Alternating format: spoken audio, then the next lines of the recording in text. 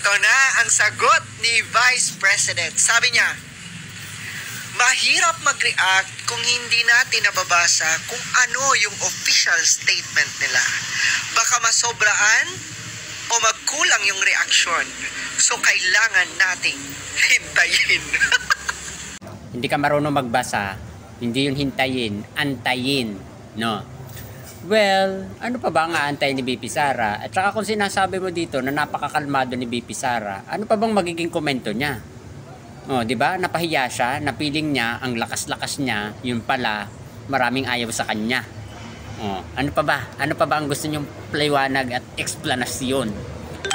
At saka huwag kang mag-iyak. Hanggang tawa-tawa, pilit na tawa, ganon. Para saan ka nagtatawa? Masaya ka ba dahil na-impeach na si Sara? Marami pang mangyayari. Oo, marami pang mangyayari at marami pa ring lalabas. Alalahanin nyo, sunod-sunod, unang-una pinapatawag kayo na kung saan kayo napapunta, sa Tricom kayo pinapapunta, tapos doon kayo pumunta sa Supreme Court. Diyos ko po. At saka ayun ha, malay mo, huling tawan yun ayan. Kaya bibigay na namin yan, ayun yun hanggang June, diba? Pero ang mahalaga dito, impeach. 215 ang ayaw kay BP Sara. Kahit pa palakasin nyo yan ngayon o magmalakas, impeach is impeach. Pag yan ay natuloy at na-convict o na-guilty, ibig sabihin, kahit barangay chairman, hindi na siya pwedeng tumakbo. Saan siya pupulutin?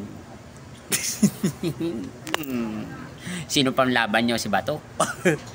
Taga mo sa Bato.